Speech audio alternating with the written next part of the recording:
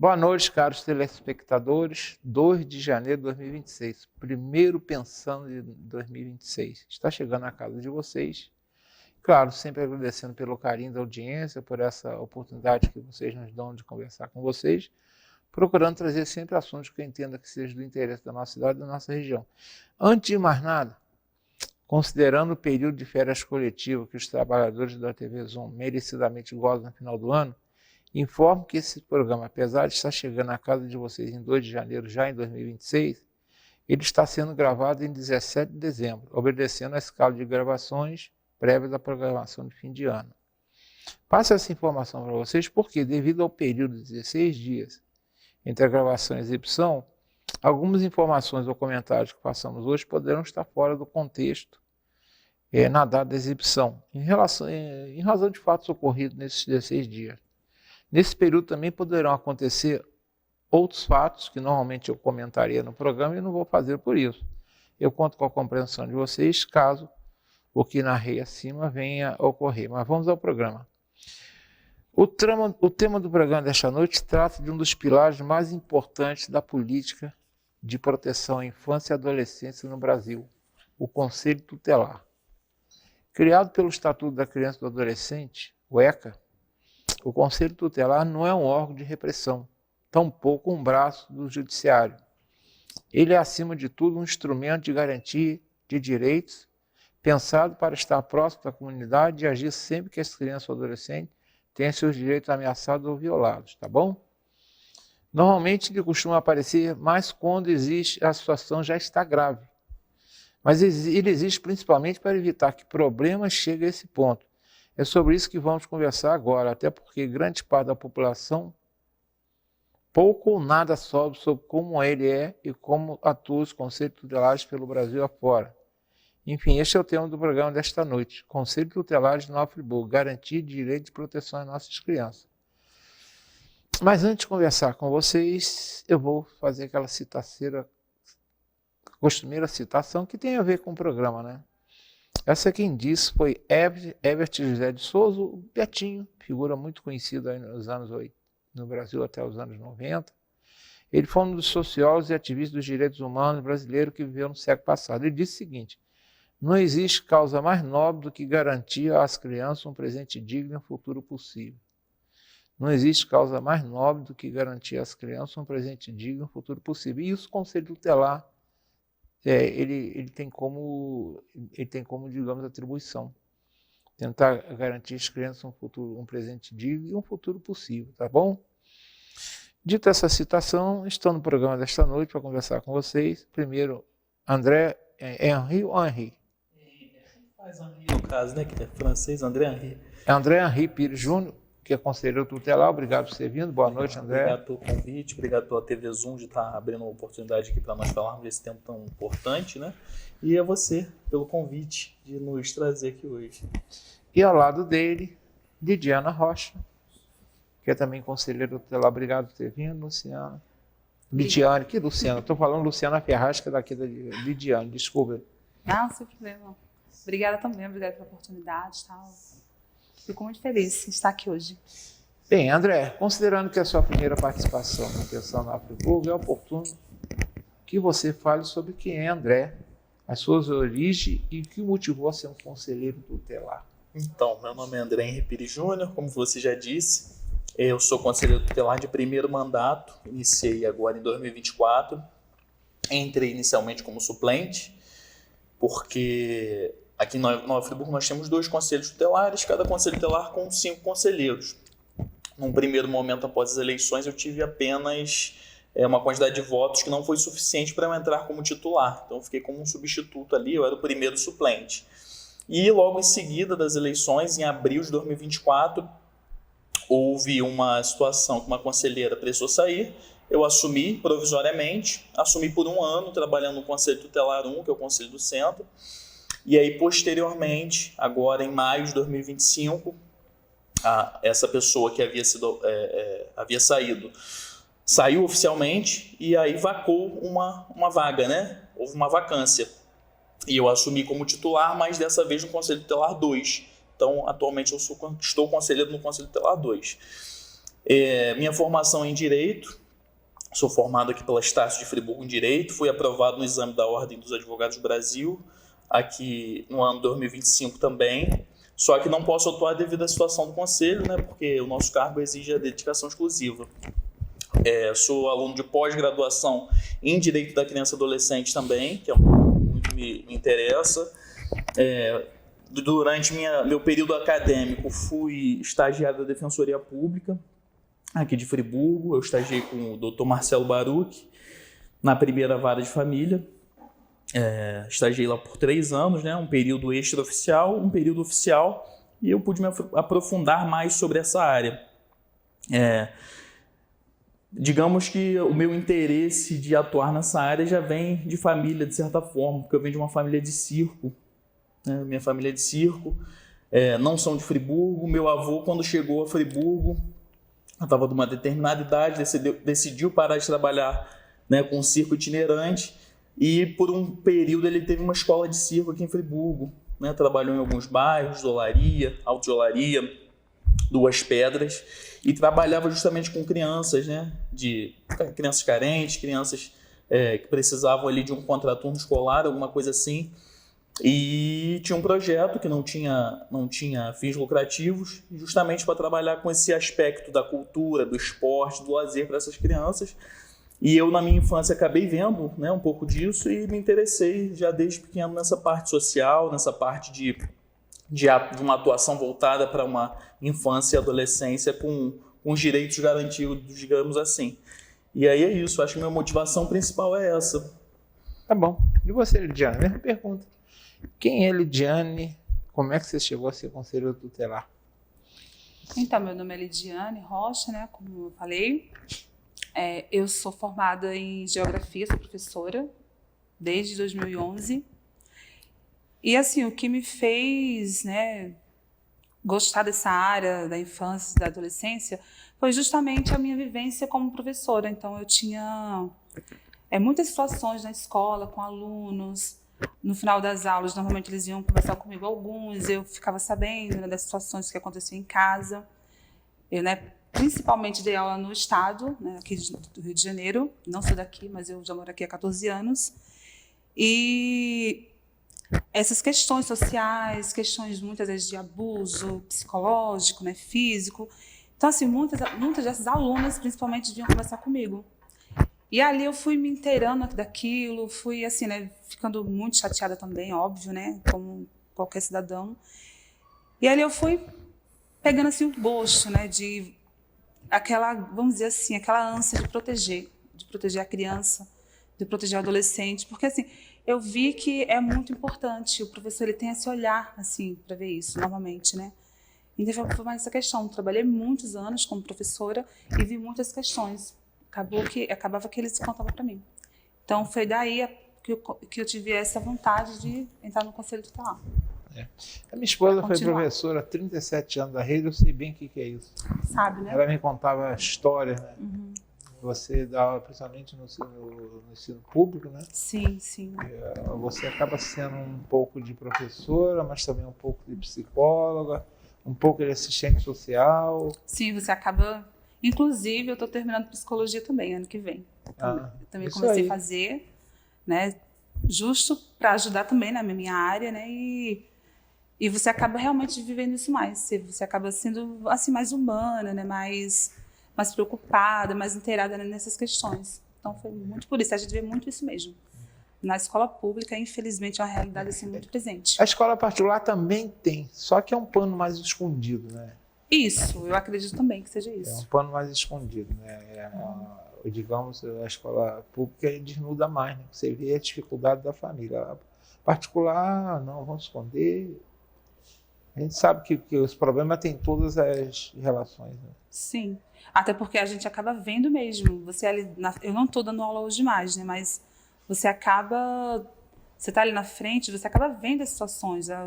O professor percebe, a coordenação percebe as situações que as crianças passam, os adolescentes, né? As negligências. E, assim, alguns chegam a falar para você, como eu falei, sobre situações muito graves que eles passam em casa.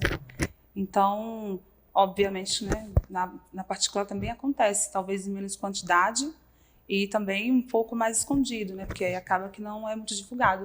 A gente sabe que a dificuldade do ser humano acontece em qualquer classe. Sim. Sendo que na escola pública, às vezes, tem mais a parte de miserabilidade, dificuldade da família, né? Sim, sim. Isso é um problema.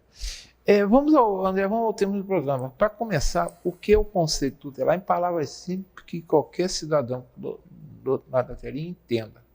O Conselho Tutelar é um órgão de garantia de direitos. O que é isso, né?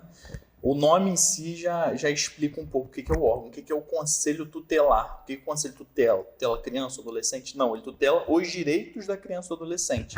Não necessariamente a criança ou o adolescente, e sim os direitos. Ou seja, em qualquer situação que ocorra uma violação ou uma ameaça a uma violação de um direito da criança ou do adolescente, o Conselho vai ser o órgão, conforme a lei diz, né, autônomo, porque ele tem autonomia das decisões que acontecem ali dentro.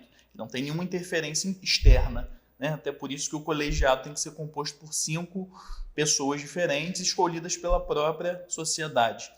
Né? 5 ideias diferentes, 5 formações diferentes, e dentro disso a autonomia do conselho funciona na medida de que a melhor medida de proteção a ser aplicada é aquela que vai ver o bem da criança e garantir o direito. Então ele é um órgão autônomo, não jurisdicional, ou seja, ele não é vinculado à justiça. Lógico que a justiça, né, ela integra o sistema de garantia de direitos, mas não necessariamente existe uma vinculação do conselho, das decisões internas do conselho. E permanente, ou seja, todos os municípios do Brasil, conforme a Lei Federal 8.069 de 1990, que é o ECA, tem que ter um conselho tutelar, e as resoluções do CONANDA, que é o Conselho Nacional de Direito da Criança e Adolescente, entende que a cada 100 mil habitantes é necessário que haja pelo menos um conselho tutelar no município, né, proporcionalmente. Em Friburgo nós temos 2 municípios, então são 2 municípios não, temos 200 mil habitantes, então são 2 conselhos tutelares proporcionalmente. Então, resumindo, né, o conselho tutelar é um órgão de garantia de direitos. Qualquer direito que é violado, que chega ao conhecimento do conselho, que é comunicado ao conselho, seja através da escola, do hospital, do posto de saúde, da escola particular ou pública, da própria sociedade, ou de uma comunicação anônima, que existem os canais também, né, daqui a pouco a gente vai falar sobre, que chega ao nosso conhecimento, a gente recebe aquela demanda e atua no sentido de cessar aquela violação de direito. E aí a gente recebe na amplitude das violações, né, dos direitos fundamentais. Então, o direito à saúde, educação, assistência social, uma criança que esteja sendo vítima de algum tipo de negligência, maus tratos, violência de qualquer aspecto, seja ela física, psicológica, sexual, etc. Então, a gente atua nesse aspecto. A gente atua no sentido de fazer cessar aquela violação através das medidas de proteção, que são as requisições dos serviços públicos, porque o conselho ele não necessariamente ele não fornece o serviço público na ponta, ele requisita os serviços que existem. Então, por exemplo, uma criança que precisa de uma vaga numa creche e não está conseguindo, o conselho vai acionar a Secretaria de Educação do município para que forneça aquilo. Então, uma medida de proteção, essa requisição de serviço. E isso vai valer para todos os demais direitos que eu mencionei. Você fala aí do jeito que a gente entende bem. Eu sei porque eu conheço, mas a grande maioria não vai. Agora, o que eu observo é que existe ainda um pouco de medo e desconfiança quando se fala em conselho tutelar. O que você acha que acontece? Por que isso? Eu acho que é uma questão histórica, porque a gente vem de uma lei antiga que é o Código de Menores. O senhor deve provavelmente se recordar. Claro. Né? A gente tinha um medo danado do comissário de menor. O juizado dos menores e tudo mais, o juiz de menores. Juiz de menor. Inclusive esse termo menor, né, é um termo que a gente tenta não usar mais também, porque traz uma carga... Traz uma carga negativa, negativa, né? Não é isso, é criança e adolescente. Justamente por causa desse Código de Menores. E nesse Código de Menores, a criança e o adolescente não era vista como um sujeito de direitos, era visto como um objeto de tutela do Estado e de controle da família. Ele não podia expressar o que ele queria. Tá? É meio complexo de tentar entender isso, né? Hoje em dia que a gente já tem uma consciência de que a criança e o adolescente têm direitos. Antigamente não era assim. Ele era um objeto de tutela do Estado. A criança ou adolescente, por exemplo, né, que estava na rua ali, brincando, alguma coisa assim, ou uma criança vulnerável que estava em situação de rua, era pegado ali pelo Estado e colocado dentro das unidades que tinham, né, que são os... Me esqueci o nome. FEBEM. As FEBEMs, Fundação do Bem-Estar do Menor. Aqui em Friburgo eu conheço, aqui em Friburgo teve, aqui perto do Cônigo. Sim, e não tinha uma divisão. Então, o adolescente que cometia um ato infracional ia para a FEBEM. A criança que estava vulnerável em situação de rua ia para a FEBEM. A criança que não tinha pais, era um órfão, ia para a FEBEM. Então, assim, não tinha uma divisão, era tudo no mesmo embolado ali. E aí acabou que, como existia essa tutela do Estado de um controle social, as pessoas têm medo do conselho porque vinculam de como era antes, com o atual. Não entendem como é atualmente. Que, na verdade, hoje em dia, o conselho é um órgão de garantia de direitos humanos de criança e adolescente. Não é nada disso de conselho pega a criança, ou o conselho vai dar um susto, né? A gente constantemente chega. Mas aí que eu te falo, eu cheguei a lidar com a situação, inclusive eu tinha um tio, que era primo da minha mãe, que ele era comissário de menor. Sim. E se você quer assustar um garoto que estivesse fazendo alguma coisa, vou chamar o comissário de menor. E eles atuavam mesmo, eles entravam no cinema, Sim. com a lanterninha para ficar olhando na cara, ver se estava dentro da idade, né, permitida. Sim. E qualquer coisinha tirava, ou seja, isso aí você está me falando uma coisa que faz sentido, porque eu lembro disso. Você está fazendo uma bagunça, vou chamar o comissário de menor. Hein? Isso então era mais ou menos como chamar a polícia, né? Era a polícia de criança, digamos assim, a polícia de criança. Né? Isso aí é verdade. Isso eu nunca tinha parado de pensar, por que ainda existe esse ramo? Acho que, ao meu ver, é uma questão histórica que acaba que a sociedade carrega ainda uma ideia, né? Porque passando, né? Porque eu, por exemplo, eu falo disso, né? Porque eu corria de comissário menor, e eu não era nenhum bandido, não, mas corria, né? Aí eu contei isso pro meu filho, né? Meu filho, certamente, ele tem 44 anos, ele ouve essa história, ele liga conselho tutelar a criança, então eles devem fazer a mesma coisa. Ou seja, vocês estão pagando uma conta que não é de vocês. Paga uma conta que não é nossa, exatamente. E sempre, por isso é importante momentos como esse. Isso, é por isso que eu falo. Explicar o que é, como funciona. É por isso que eu faço essa pergunta, porque eu sei que existe esse ramo. É um pontapé inicial importante, porque não é raro, né, chegar em situações pra gente que as pessoas chegam com essa ideia aí. Todo assustado. E muitas vezes nem acessa. Não acessa ou acha que a gente vai ser justamente polícia de criança e não é nada disso, né? Às vezes a gente até chega, sei lá, em determinada rua, né? Vai fazer alguma visita. Só em chegar com um carro, né, André? As pessoas já olham meio assim, né? Nosso carro ele é um carro adesivado e tudo mais, né? Bota a criança pra dentro. As crianças mesmo, as próprias crianças já vão se escondendo assim. É muito complicado. Vocês estão pagando uma conta que não é de vocês. Só para fechar essa parte, a criança e o adolescente tem o direito de ir e vir e estar nos lugares. Né? Antes não tinha. Né? Existia até o crime, né? Infração de vadiagem. Isso existia vadiagem para adulto, para qualquer um. Sim. Hoje a Constituição nossa diz o seguinte: você ficar na rua o dia inteiro. Às vezes eu lido isso muito no programa, porque as pessoas reclamam muito. Né? Modesto. Passa ali, tem uma pessoa que fica sentada o dia inteiro, eu falo assim, olha, deixa eu te falar, se ela não incomodar ninguém, ela pode ficar sentada ali o ano todo e você não pode fazer nada. Ela está no espaço público, ela não pode incomodar ninguém, não pode fazer ato criminoso nenhum. Exatamente. Mas o resto, o fato dela... Mas isso era... Cadê tua carteira assinada? Exatamente. Não tem carteira assinada? Então vamos para a polícia. Isso aí. Felizmente é isso. Isso mudou muito nesse ponto. Sim. Agora, Lidiane, o Conselho Tutelar é um órgão que pune ou orienta e protege nessa linha?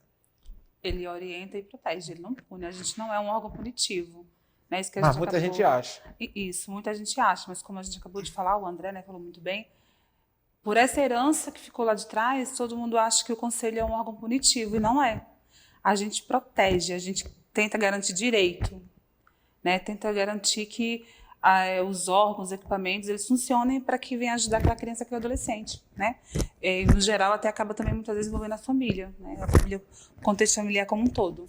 Então, é um órgão que protege, um órgão que zela pelo direito. Agora, tem uma situação que eu não sei até que ponto você pode falar. Quais são as situações mais comuns que o conselho é chamado? Se vocês têm, assim... Pode citar, são casos que, sem, digamos, dispor criança, mas normalmente vocês são mais chamados, porque vocês são acionados de alguma forma. Ou Sim. por uma denúncia, por o próprio, digamos, o judiciário de repente aciona, né? Ou talvez a Secretaria de Assistência Social, não sei. Mas quais são os fatos mais comuns que levam vocês a agirem? Eu Então, não sei se vocês sabem. são diversos fatos, né? E vamos generalizar aqui, porque a gente não pode citar, né? Mas, assim, vamos dizer que muito comum, negligências, né? Violência física, violências de outras formas também, abusos, né? Negligência dos pais não estar levando na escola também É porque isso hoje muito comum. isso gera até penalização dos pais, né? Sim. Que não obriga não, né? Não leva os filhos para a escola. Isso, não levam. Eu acho que São vários, né? André pode complementar, mas são muitos. Como eu tive uma visão dos dois conselhos, né? Trabalhei um ano no centro e agora estou em outro, eu acho que são demandas diferentes, num certo aspecto, porque são territórios diferentes. Na parte aqui do centro, eu via bastante situações que chegavam ao conselho de violência mesmo, né? Contra a criança, seja física, sexual, psicológica, muitos conflitos familiares, né? Conflitos familiares, que aí a gente acaba que não, em determinadas situações de conflito familiar, a gente encaminha para o judiciário, porque se existe um conflito, por exemplo, pai e mãe separados que não entram num acordo sobre o filho. Isso demanda uma atuação ali, uma decisão do judiciário, porque não é o conselho que vai decidir com quem que a criança vai ficar, com quem vai ser a guarda. Mas garanto que são muito procurados para isso. Somos procurados para isso, né? Até porque existe uma distorção muito grande também. Além da distorção do que é o conselho, existe a distorção das atribuições do conselho, que é o que está na lei. E aí as pessoas procuram e a gente explica, né, que se existe um conflito entre dois indivíduos sobre um determinado assunto, uma terceira pessoa vai ter que entrar ali para decidir sobre aquilo. No caso de um assunto que envolve criança ou adolescente, o interesse de criança e adolescente é justamente o juiz, né? E o Ministério Público também, nesses casos. E a gente caminha para o judiciário. Agora, outras questões, né? Por exemplo, os casos de violência, a gente aplica as medidas de proteção e encaminha para o Ministério Público também. Mas respondendo a sua pergunta, que eu estou fugindo do assunto. No contexto aqui do centro, eu via bastante essas situações de violência, maus tratos, porque era o que chegava mais, e também questões com relação à infrequência escolar, né, que chegava bastante para nós. Já na parte de Conselheiro Paulino, que pega alguns bairros que acabam sendo mais vulneráveis, eu acho que o ponto da violação que chegava mais é justamente a questão da vulnerabilidade, né? Vulnerabilidade social, né? Famílias que vivem em situação que precisam de uma intervenção da assistência social ali para trabalhar questões de benefícios socioassistenciais, trabalho e renda, né, para que a família supere aquela situação. Porque a violação de direito nem sempre é uma questão que vai ser, digamos assim, dolosa. Pode ser muitas vezes a pessoa não tem como. Não tem como, né? Não há recurso, ou já é uma questão cultural da família ali, né? De gerações que seguem daquela forma, e aí o conselho chega justamente para orientar aquela família e aplicar as medidas encaminhando para os órgãos, né, competentes para fornecer aquele serviço público àquela família. E também nessa área de conselheiro que eu observo bastante é a questão dos atos infracionais, né? Existe um número bem grande de adolescentes que acabam se envolvendo com o tráfico de drogas, né? Tudo mais, que também não é uma atuação direta do conselho, mas em muitos casos, em algum momento, aquele adolescente pode ser que tenha passado ou que vá passar por um atendimento nosso. Lidiane, mas aí existe ainda também essa história, né, que você falou de certa forma, né? Conflitos. Se pode dizer que o conselho, o resultado de vocês consideram que ele fortalece mais a família ou, infelizmente, pelo trabalho, ele acaba separando mais a família? Não, eu acredito que, assim, boa parte é mais fortalecido, sim. Porque, assim, como o André falou, né? Vamos falar de conselheiro. Não que aqui no centro não tenha, né? Tem também. Mas na parte lá de conselheiro, que é uma parte muito mais vulnerável socialmente, né? Quando chega uma questão para a gente, por exemplo, vou dar aqui um exemplo aqui aleatório. Chegou um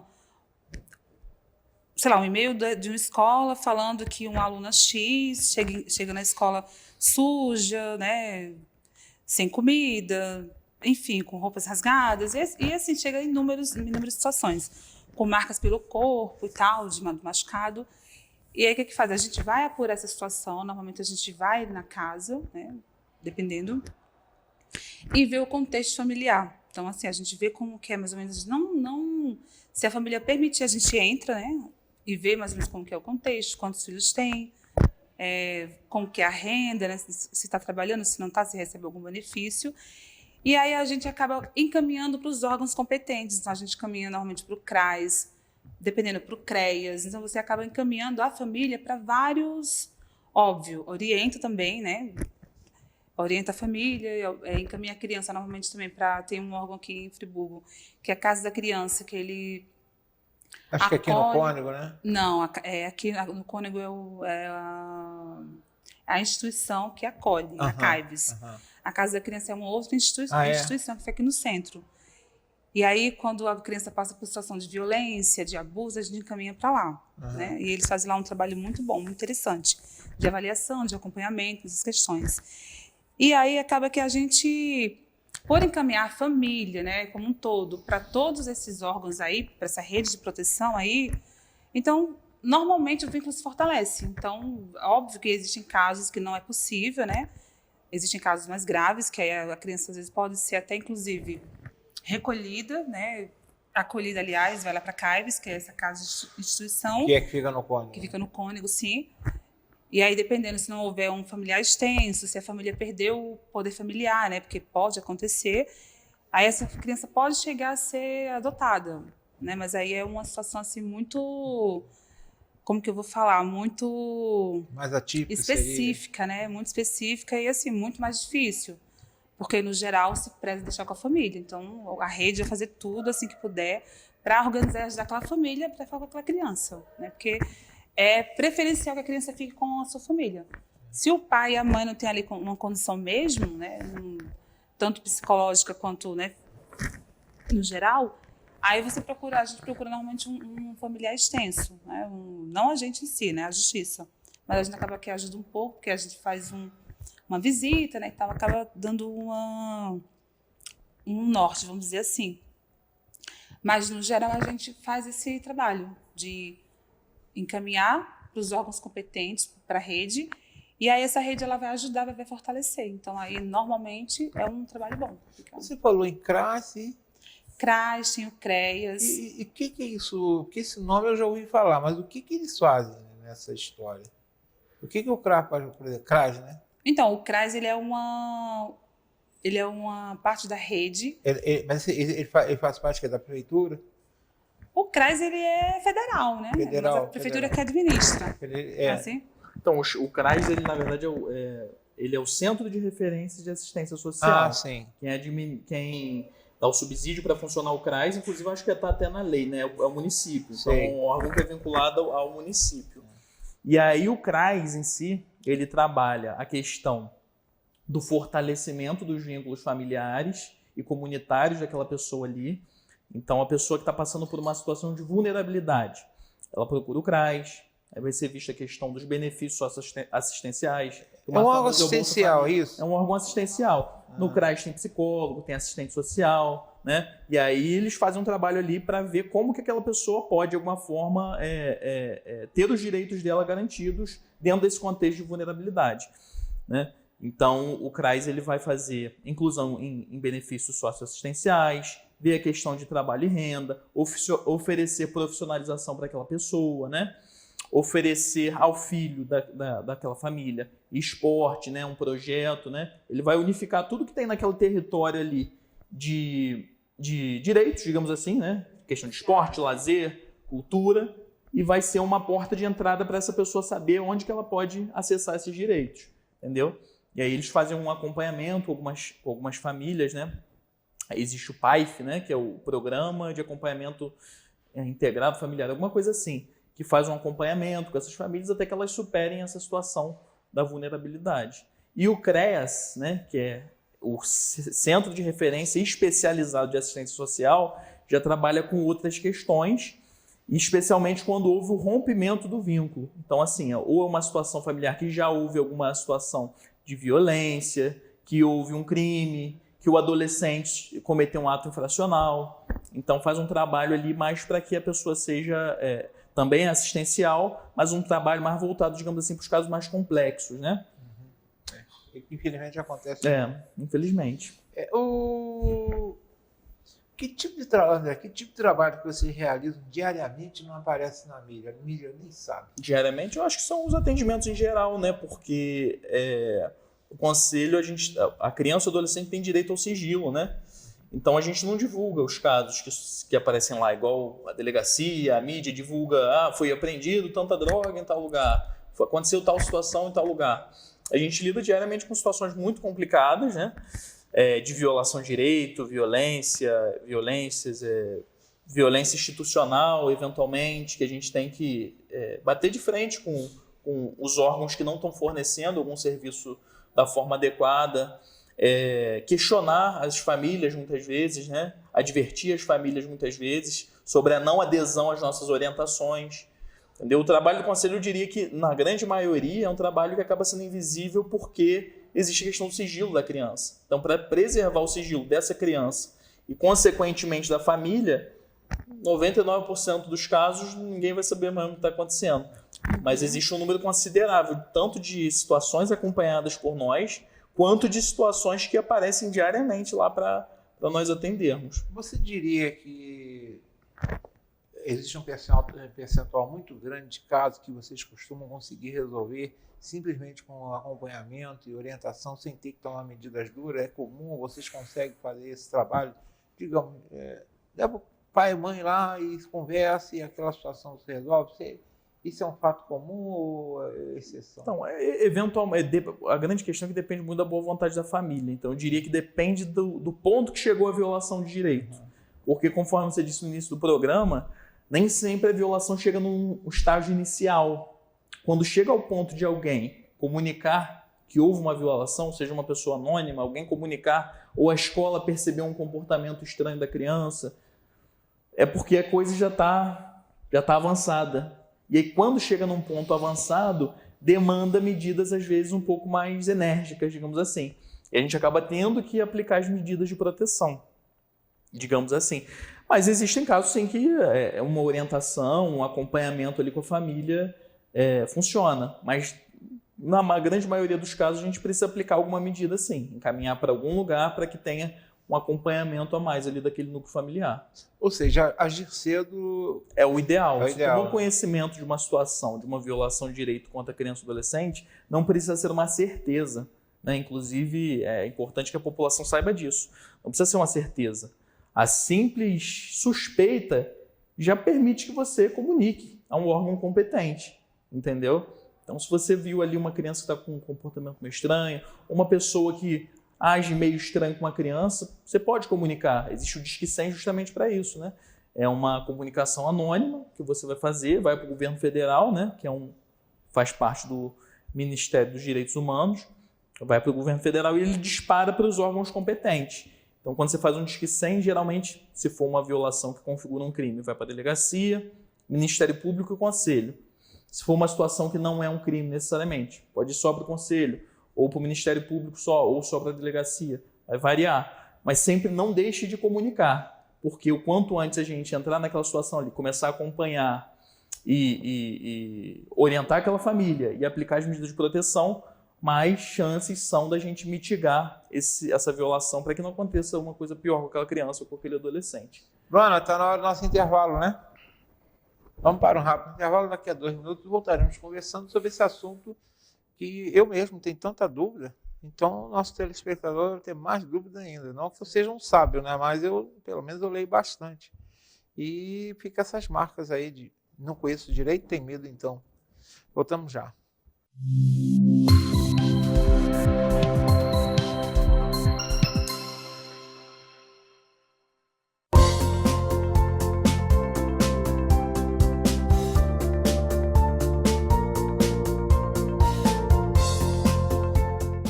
Esse recado é para você assinante Speed Fiber. Nosso sistema agora conta com canais em HD. Isso mesmo, canais com alta definição e sem pagar nada mais por isso. Para ter acesso aos canais, é só reprogramar a sua TV com a busca de canais AR ou digital.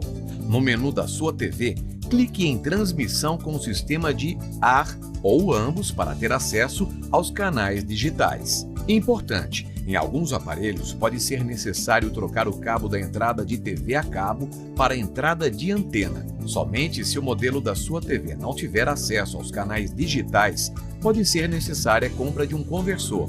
Mas, se você não conseguiu atualizar o sistema, não se preocupe. Em caso de dúvidas, é só entrar em contato com o nosso WhatsApp 21 20 42 11 41. Speed Fiber, TV com qualidade HD e internet de alta velocidade.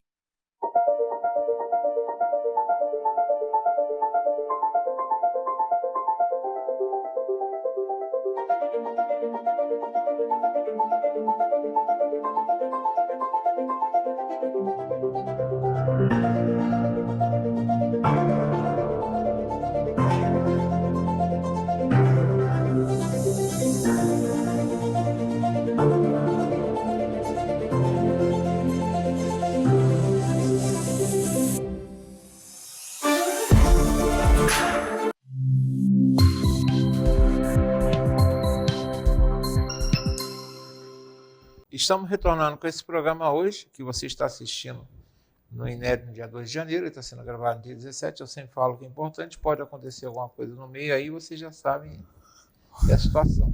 E para tratar de um assunto que eu mesmo desconheço muita coisa nele, eu estou sendo aqui, esse programa está servindo para mim, para conhecer, e eu tenho certeza que para vocês também. Lidiane, não deixando a carga totalmente sobre os conselhos tutelares, qual seria o papel da escola, da vizinhança, da comunidade na proteção das crianças e adolescentes?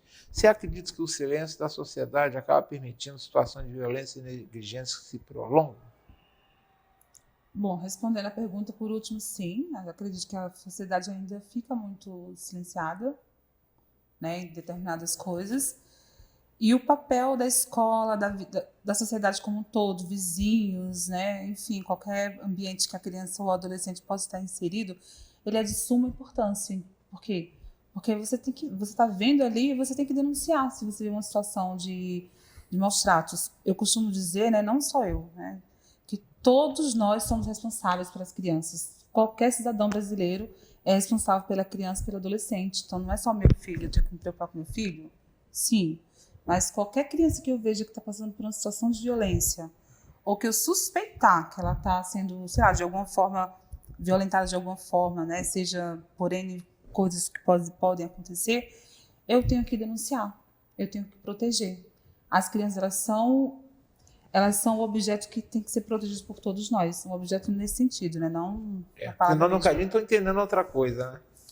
Vamos deixar bem claro.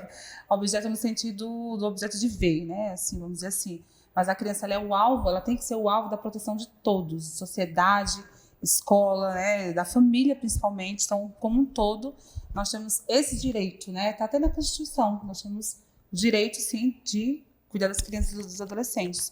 E o papel da escola, ele é fundamental, como eu falei no início, né? Eu sou professora também. E a escola é um ambiente que a criança e o adolescente ele fica ali, boa parte da vida dele, do tempo dele, do dia dele. Então, ali a gente consegue observar muita coisa daquela criança, daquele adolescente, né?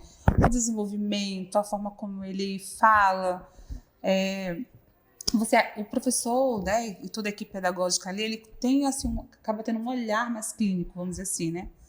Clínico no sentido de observância, né? Então, é um papel fundamental. E a escola aqui em Friburgo, a gente não pode reclamar, né? Pelo menos a escola da rede estadual, rede municipal, eles falam mesmo, eles mandam. Teve qualquer situação, teve uma situação, sei lá, de briga, de alguma coisa que percebeu, eles geralmente mandam pra gente sim, mandam pro conselho. E é importante, sim, enviar, é importante também denunciar. Existem vários canais, né? E um canal que até o André citou, que é bem conhecido, é o Disque 100. Então, qualquer pessoa, cidadão, vizinho, escola, percebeu, viu, observou que há alguma violação do direito à lei daquela criança, daquele adolescente, tem que denunciar. Porque se você está vendo ali, está suspeitando, aquela pessoa, aquela criança ali, ela pode estar sofrendo algo muito terrível. Agora então, você... a gente tem sim que denunciar e tentar proteger. Existe o Disque 100. Existe o Disque 100. Mas vocês, ele é bem usado? Vocês têm casos, por exemplo, de pessoas que vão diretamente ao Conselho Tutelar e falam assim, olha, eu tenho um vizinho que está acontecendo isso, eu estou ouvindo a criança gritando o tempo todo, está apanhando. Vocês têm casos assim de... Como é que é? O Disque 100 funciona, mas demora um pouquinho que tem que ser disparado. Mas o cidadão, ele chega aí no Conselho Tutelar para fazer esse tipo de ação? Sim, além de ir lá, né, normalmente vai a família ou algum familiar, mas também existe o telefone do plantão externo, que ele funciona 24 horas, tanto no Conselho Tutelar 1 quanto no Conselho Tutelar 2. E esse número ele fica 24 horas ligado, então qualquer horário que ligar vai funcionar. Pode fazer denúncia, está acontecendo isso agora, pode fazer, entendeu? Então, assim, é um número que ele é um número 24 horas, é uma denúncia. Situações emergenciais, né? Isso aí. É fácil você descobrir esse número, bota lá no Google, Conselho Tutelar, Nova Friburgo 1 ou 2, que aparece lá o telefone. Eu sei de cabeça também, se quiser. Pode falar. Menciona aqui. Do Conselho Tutelar 1 é o 22 997 96 34 17 do 1, que é o que atua no centro da cidade, e os bairros próximos e Lumiar. O Conselho Tutelar 2 é o 988 35 42 99, que atua conselheiro, os bairros ali, né, correlatos conselheiro, e o terceiro distrito, né, Campo do Coelho, Conquista e os demais. Eu acho também que é importante citar aqui, né, só pegando o gancho na resposta dela, a questão da subnotificação que nós temos em algumas situações, né, porque as pessoas têm medo de denunciar. Então, preciso que a população vença esse medo, saiba que o sigilo é garantido e sempre comunique ao conselho qualquer eventual situação que exista uma suspeita ou uma situação que foi deflagrada ali pela pessoa de uma violação de direito. Porque, infelizmente, o fato é que, na grande maioria das vezes, a violência acontece na própria casa, por próprios familiares daquela criança, ou pessoas próximas. A realidade também é que a violência não acontece só com pessoas vulneráveis, acontece também com pessoas financeiramente mais abastadas, acontece também na escola particular, acontece em todos os ambientes. Então a gente tem que ter um olhar sensível às crianças, aos adolescentes, para poder identificar isso e comunicar aos órgãos competentes. Mas já ficou claro que é correto procurar o Conselho Tutelar, isso não tem dúvida. Agora, normalmente toda denúncia vira um caso grave, é apto acontecer isso? Não, nem sempre. Eventualmente a gente recebe denúncias que não procedem, né? Porque, infelizmente, as comunicações, por serem anônimas, por qualquer pessoa poder fazer, existem casos que alguma pessoa pode fazer por vontade mesmo, né? Para tentar prejudicar o outro, para tentar usar como uma ferramenta de um processo judicial, ou algum conflito familiar, ou algum conflito entre vizinhos, pode acontecer, né? E aí o conselho, no momento em que ele vai averiguar, o conselho não investiga, né? Esse que é o ponto que a gente sempre coloca. Quem investiga é a polícia, se for o caso de um crime. Mas o conselho ele tem o aparato necessário para o colegiado entender aquele contexto e verificar se existe ou não a violação de direito naquele contexto. E existem casos que não né? Não são raros, não. Eventualmente a gente recebe algumas situações que não procede. Mas a grande maioria das situações existe alguma coisa assim. Procede até certo ponto. O conflito familiar é comum para procurar vocês? É comum. As pessoas procuram com frequência, sim. Conflito entre pais, ou uma avó, ou uma situação de um vizinho que... Estou até fugindo um pouco da sua resposta, mas falando em questão de conflito de uma forma geral. Um vizinho que acha que as crianças estão brincando demais na rua, estão incomodando. Não são raras acontecerem situações assim, não. E a gente tem que educar a população. Né, Mas o que vocês falam com essas pessoas que vai lá, por exemplo, um camarada que chega lá, você dá um bom exemplo.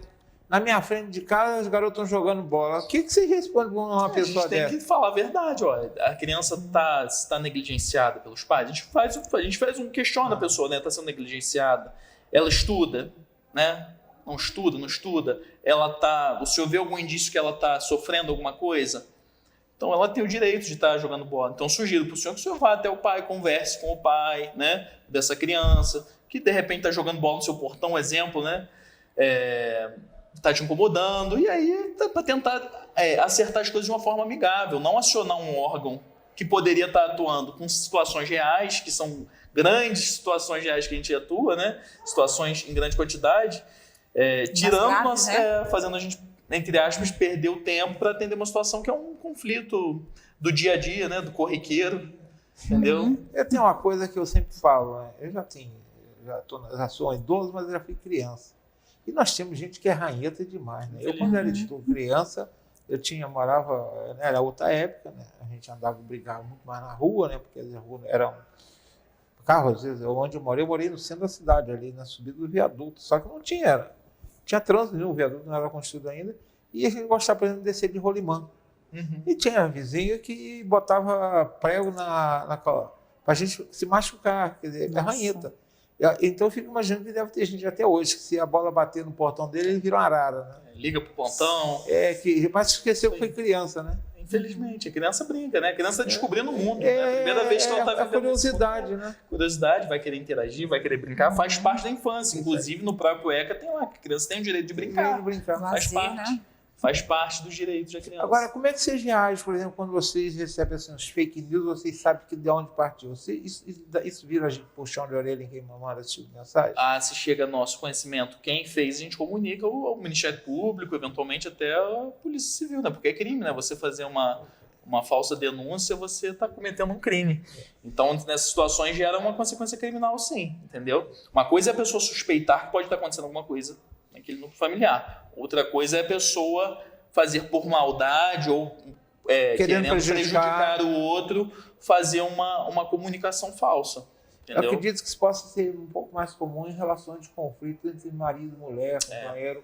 Quero prejudicar fulano, então eu vou denunciar que está dando cascudo no meu filho. Nesses casos a gente já, de pronto, já fala, olha só, o senhor, a senhora precisam entrar com uma ação de guarda no judiciário, porque aí precisa passar por uma avaliação judicial, pela equipe técnica do juízo, para entender lá qual vai ser o que é melhor para a criança, né, com quem ficar e tudo mais. Mas não são raras as situações que a gente recebe nesse sentido, não. Diana, eu vou te fazer uma pergunta. Agora que eu não sei nem se você vai poder querer responder, se você vai poder, né? Essa aí. Sempre o programa tem uma perguntinha mais chata. Quais são os maiores desafios do Conselho Tutelar hoje? A estrutura que vocês dispõem lá para atender, no caso de vocês, o Conselho Tutelar 2, elas estão de acordo com a atribuição de vocês? Vocês têm, digamos, a estrutura adequada de espaço, de ferramentas para vocês trazerem o trabalho de vocês como deve ser feito? Por isso que eu falo que é difícil, que quem é responsável por essa estrutura, que eu saiba, é a prefeitura, né? É o município que subsidia. E ela dá? Conselho. Se você não quiser responder, não tem problema. Então, assim, acho que em boa parte sim, mas sempre precisa melhorar, né? Qual seria as maiores carências que vocês têm lá para prestar o serviço? Que você falou, vocês trabalham na região onde existe uma vulnerabilidade social maior. O que vocês sentem mais falta lá, que você acha que a prefeitura deveria chegar mais junto? Não tem problema não, você fala, eu cobro do prefeito. Assim, isso é muito relativo, né? Porque a gente não foca muito nessa questão do bairro em si, a gente foca na família ali, né? E normalmente a gente caminha para o órgão. Então, assim, os órgãos normalmente que a gente caminha, normalmente é positivo, né? O feedback. Pelo menos eles... Sim. Mas eu estou falando da estrutura mesmo. Vocês, por exemplo, têm... sim, a estrutura do Conselho Tutelar em si. Isso, Assim... Vocês falaram, vocês têm veículo. Temos veículo. Tem veículo para cada conselho. Vocês têm computador direitinho? O espaço é bom? Sim, pelo computador sim. O espaço lá do Conselho dos é muito bom, inclusive é enorme. Então, ao meu ver, existem muitos pontos que precisam melhorar. Por exemplo, existem muitos pontos que aproveito que eu vou cobrar o prefeito disso.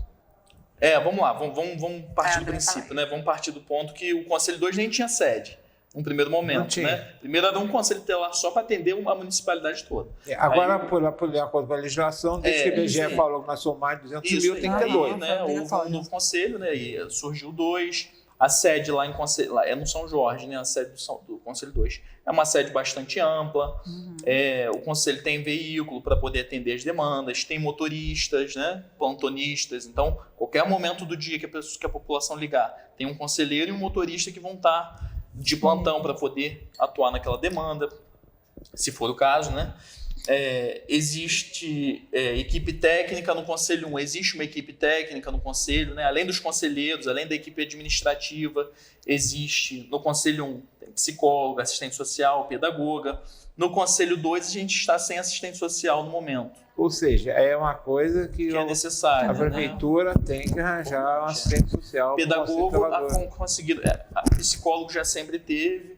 Assistente social e pedagogo, teve períodos que teve, períodos que não teve. Hoje a gente tem no Conselho 2 psicólogo e pedagoga, né? Que são todos esses profissionais. Mas está faltando assistente social. Assistente social que é de crucial importância, né? Especialmente pelo fato que eu disse. Até porque o bairro mais vulnerável, é onde precisa mais. Mais precisa, em tese, né? Do assistente social. Vamos lá. Um ponto também que a gente, né, chegou a pegar esse ano aí para fazer alguns requerimentos, chegamos a conversar com o prefeito também, questão da nossa remuneração, que ela está defasada com relação aos demais municípios, né? Ou seja, está pagando pouco. Pagando pouco, proporcionalmente, com relação aos demais municípios, com relação à receita de Nova Friburgo. O Conselho Tutelar de Friburgo paga abaixo do valor, né, que os demais municípios pagam.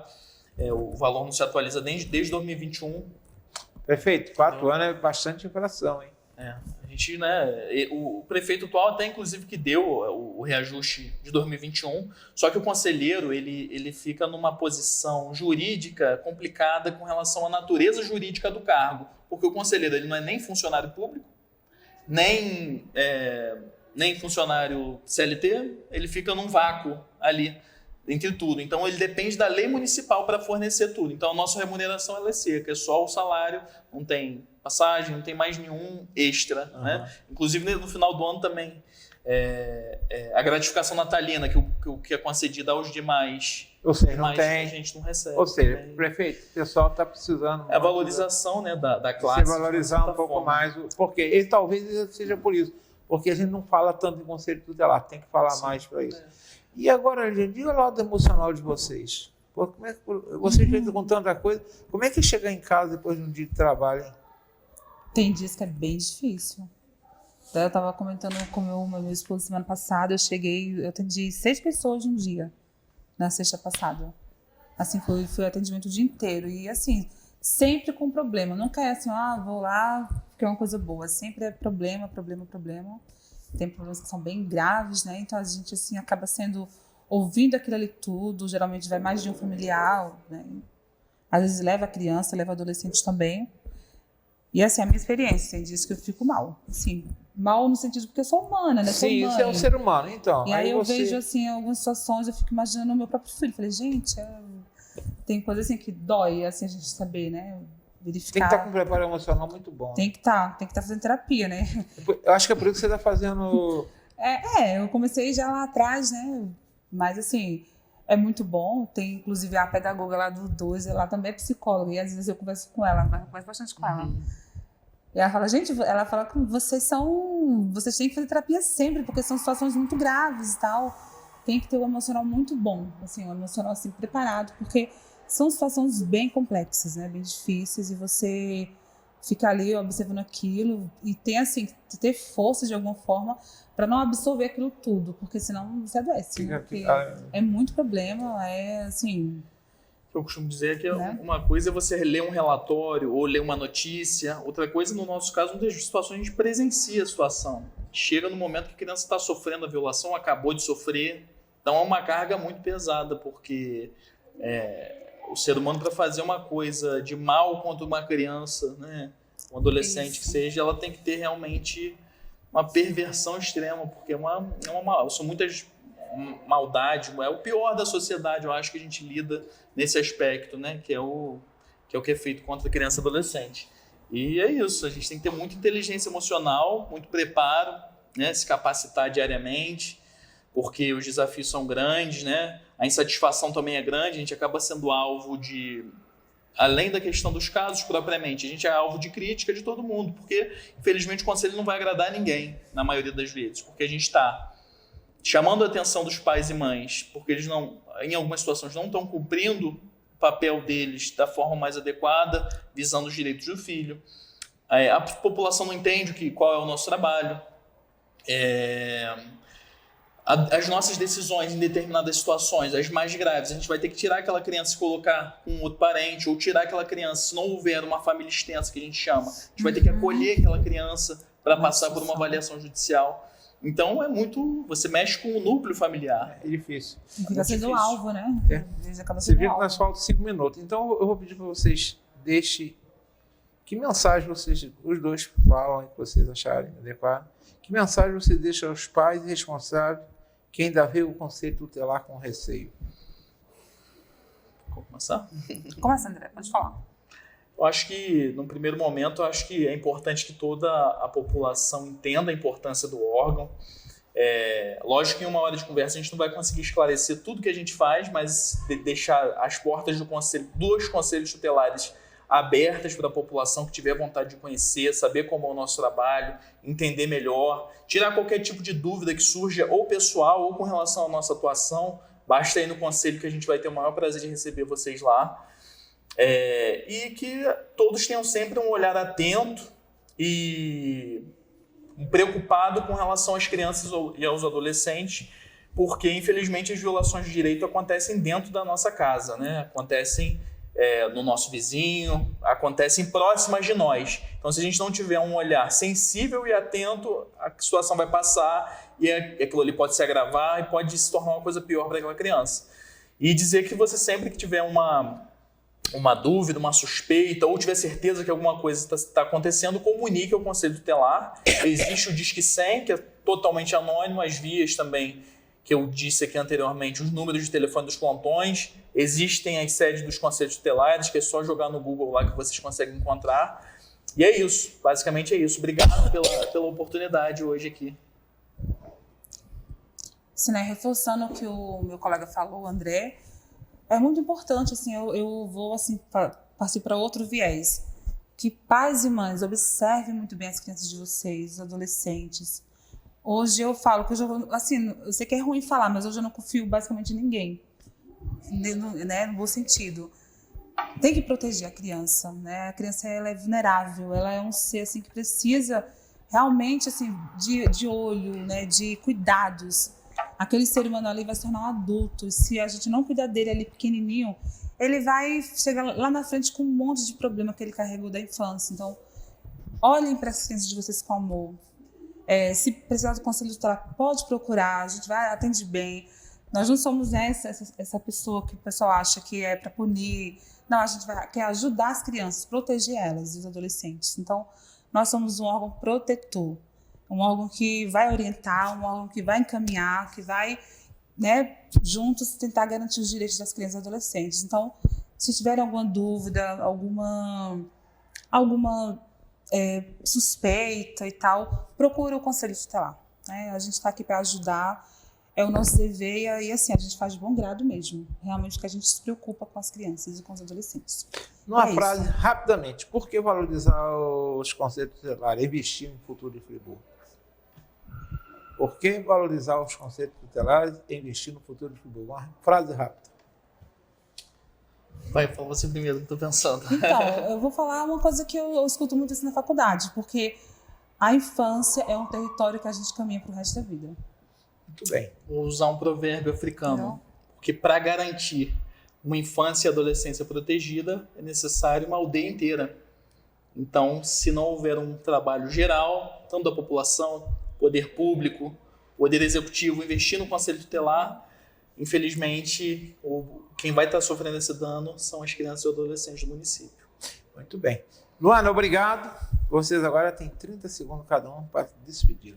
André. Obrigado pela oportunidade, foi um prazer estar aqui no programa com o Modesto, fomos muito bem recebidos aqui na TV Zoom. Deixo aqui meu abraço para os telespectadores, boas festas a todos, Feliz Natal, Feliz Ano Novo e mais uma vez o Conselho Tutelar é uma casa de portas abertas, havendo necessidade é só procurar a gente que a gente vai estar com a maior boa vontade e prazer de atender vocês. Obrigado. Lidiane. Quero agradecer também, obrigada, né, por essa oportunidade. Desejo também um 2026 de muita luz, muita paz para todos, tá? E precisamos do conselho, é só nos procurar, nós estamos lá para atender com carinho. E também quero agradecer pelo nossa vinda aqui, a gente foi muito bem recebido mesmo. E que venham outros, né? Que a gente possa construir juntos um bom futuro, uma boa Nova Friburgo. Eu quero que vocês peçam desculpa ao colega que veio, que não foi possível participar, dizer que não vai faltar a oportunidade de falar, porque, como você disse, é um assunto muito amplo, que não é uma hora só que a gente vai conseguir mostrar aos friburguenses, e é demais que hoje a gente tem pessoas que assistem na internet, permite que gente de tudo quanto é canto assista o programa, né? Da importância dos conselhos tutelares para o município, né? porque não é só para criança, é para tudo, né? Tudo. Então, fica o agradecimento a vocês que estiveram aqui e a gente volta a esse assunto, pois não demora muito, porque tem muito a se desvendar ainda sobre o conceito tutelar, essa importante ferramenta na proteção de criança e adolescente. Obrigado por estarem comigo até agora. Primeiro programa do ano. Fique com Deus e que Deus permita muitos e mais programas ao longo desse ano. Uma boa noite a todos.